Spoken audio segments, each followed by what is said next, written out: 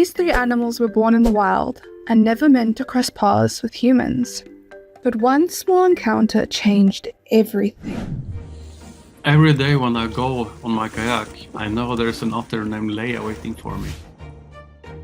When I'm out in the kayak, I see this little nose in the water. And then she comes around and just jumps up in the kayak and wants to be cuddled. Are you loving the view, Leia? If I would try to ignore her, she would try to jump into my suit. I think it's a little bit of safety for her to just swim up and hold my hand. She knows she has access to me and I'm a big animal in this lake, so no one will attack her as long as she's around me. She's the most playful animal I have ever met.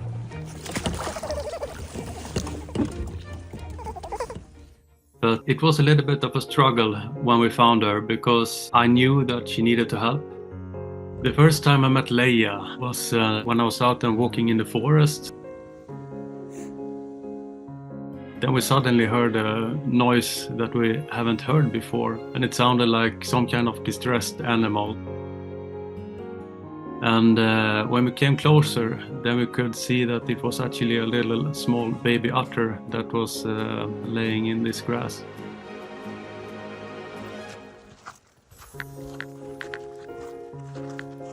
We backed off a little bit because we didn't know if there was a mother in the nearby as well.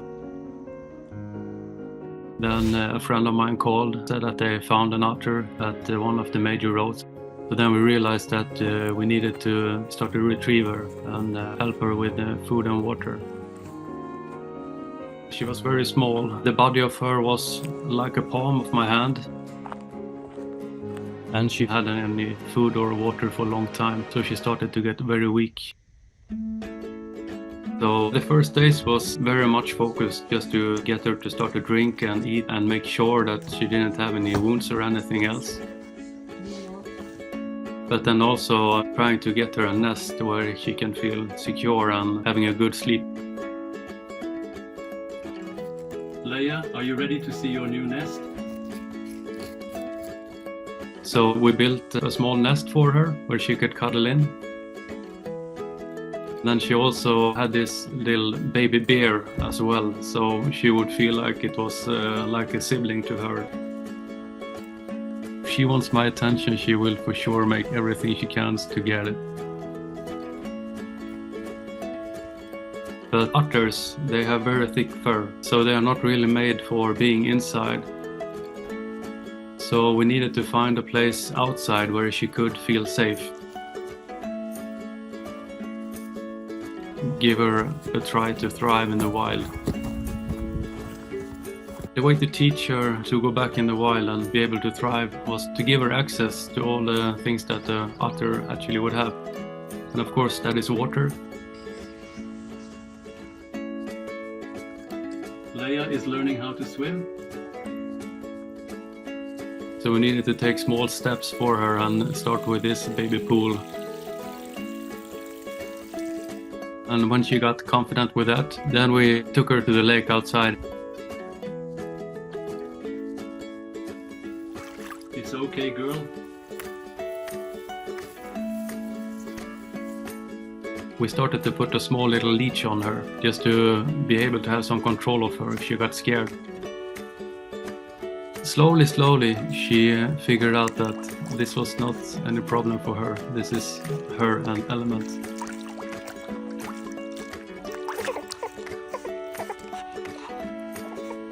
When me and Leia are out with the kayak, it's like exploration of the big world with a father and a daughter.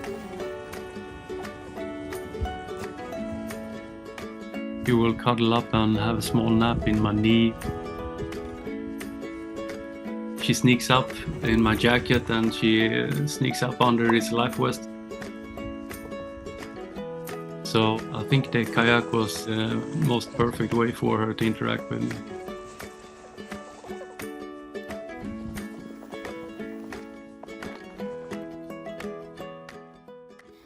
I would never actually think that otter would be so affectionate.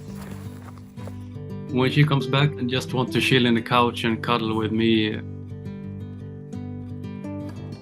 But when she grew up and got more independent, I knew it was time to let her go.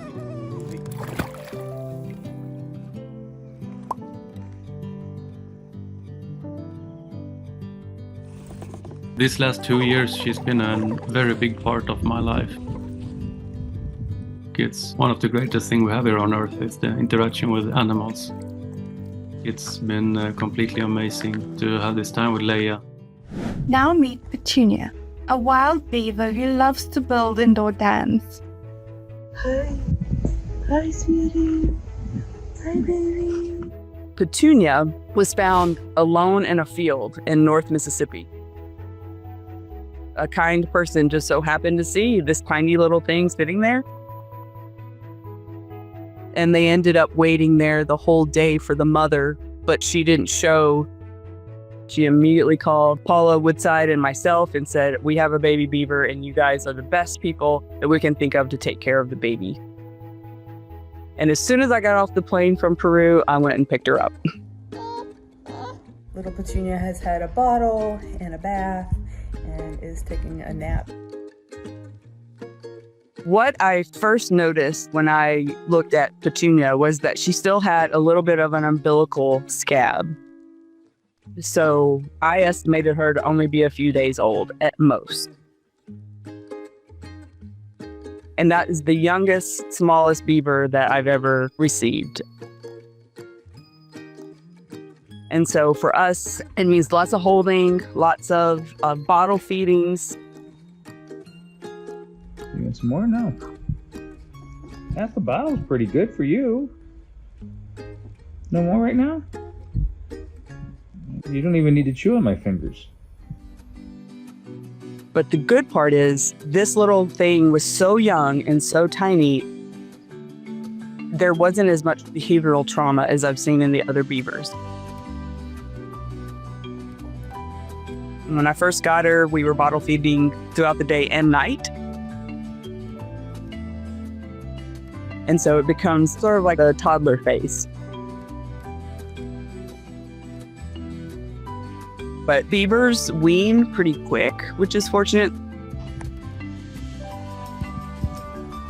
So right now she's down to 3 bottles in a day, and she's eating some solid foods. And it's actually only been in the past probably week that she's really starting to show her personality. It doesn't feel like it. It feels like I'm being attacked. You.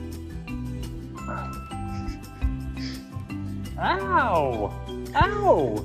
Look at you, you pudge! Ow! Let go! Let go! Ow!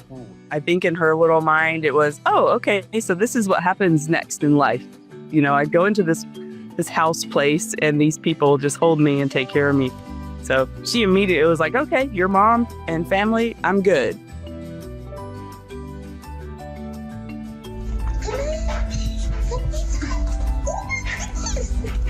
And she is absolutely feisty and believes that she is in control of everything.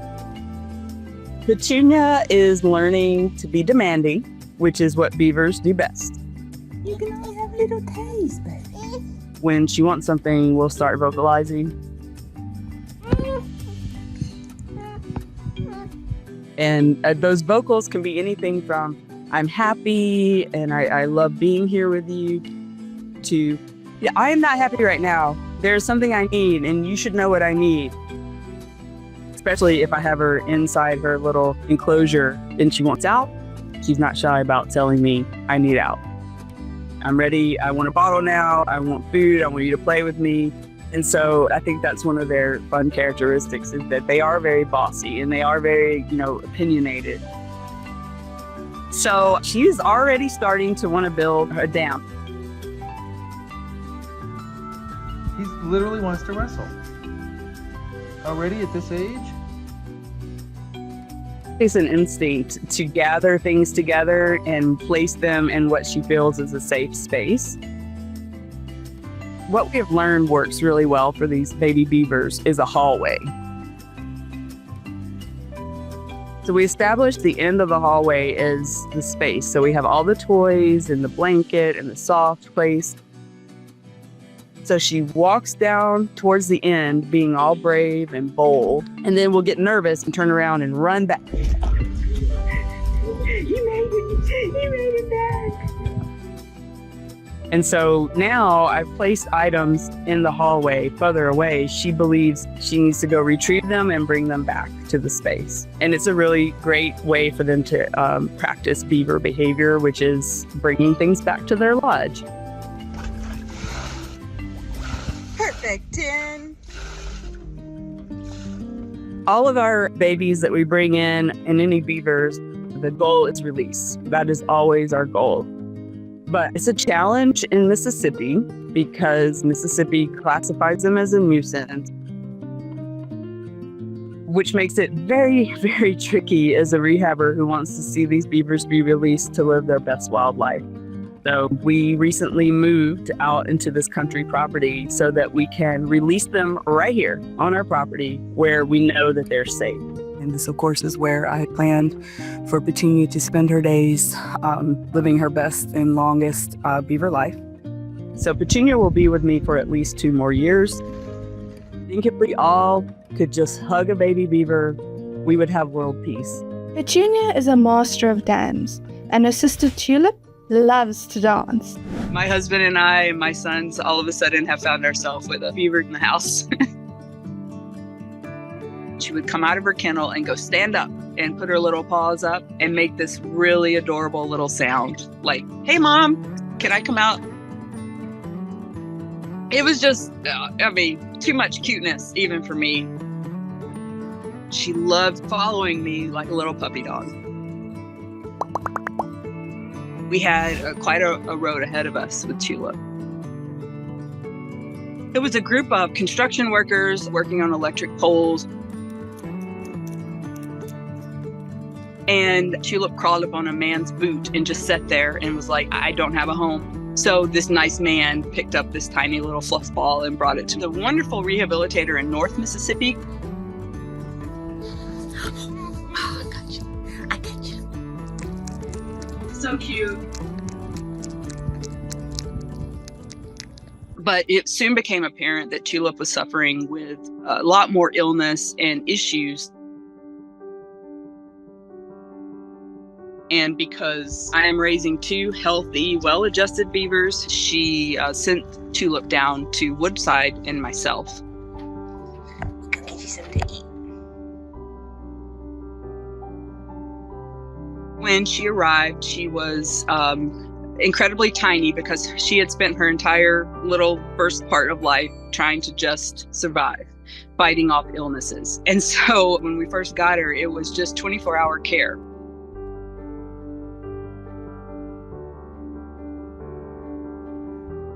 She had a history of some seizures. She had a really nasty pneumonia. So her immune compromise created a scenario where she could literally not be on the ground. So we immediately brought her back inside. She stayed inside with us 24 hours and 7 days a week. I never let her back on the ground. We would take her into the veterinarian, x-rays, laser therapy, fluids, treatments, pain medication. It was quite a road, but I knew she's a fighter. I gave her pain meds and she kept eating and she kept wanting to just be a beaver. Once she got past the pneumonia, I started allowing her in some shallow water and realized that this little beaver could not swim at all. I didn't even know that was an option for a beaver. I thought beavers just innately came out knowing how to swim. I ended up spending time just showing her how to dive. I ended up swimming with her. Sometimes I put toys and sticks at the bottom of the pool that she had to swim under and get. I was always there in case she needed my help. And slowly built up that ability to swim. Finally, she started gaining weight. she started to swim and dive.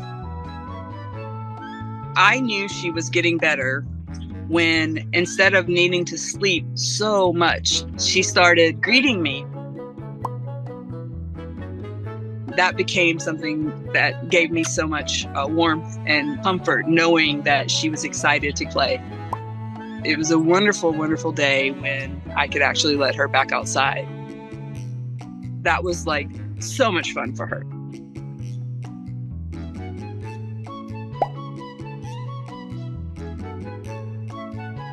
So every single day, as that time increased about when she wanted out to go play, we knew she was on her way to recovery.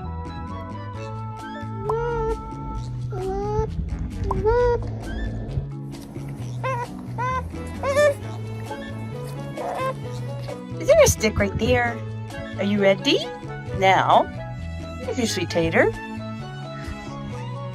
So now, she'll get super dramatic while I'm cleaning. Somehow still believing that I'm going to steal that sweet potato away from her. She smiles. She definitely has this really adorable, happy face. Beaver grooming behavior is absolutely imperative to beavers. They have some of the thickest fur in all of the animal kingdom. And so their number one job, aside from eating and building dams, is a lot of grooming. She tends to use her left paw to scratch, but her right paw cannot stay still, so it tends to do this little cute little movement, and it looks like a dance. So she stands up and she's scratching with her left hand, and her little right hand is moving, and oh my gosh. Now that all of her fur has grown back, she is doing a better job, but it is still really adorable. So the back here, the inflammation has gone down. She's feeling much better. I am incredibly attached to this little animal. I would say it's one of the strongest animal bonds I've ever had in my career. I do believe that Tulip sees me as mom. That little cry when she sees me, the sitting up, being so excited. She likes to sit on my lap. She likes to wrestle and play every single day, and it's my job. It's our job to be that for her right now.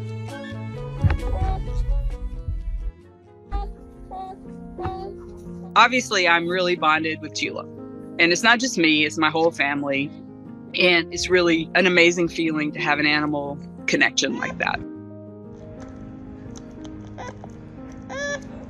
Every animal carries a story shaped by struggle, trust, and time. And sometimes, love is the thing that changes everything. If you are rescuing or thinking of adopting an exotic animal, please make sure to contact professionals and do your research so that they can have the best life possible.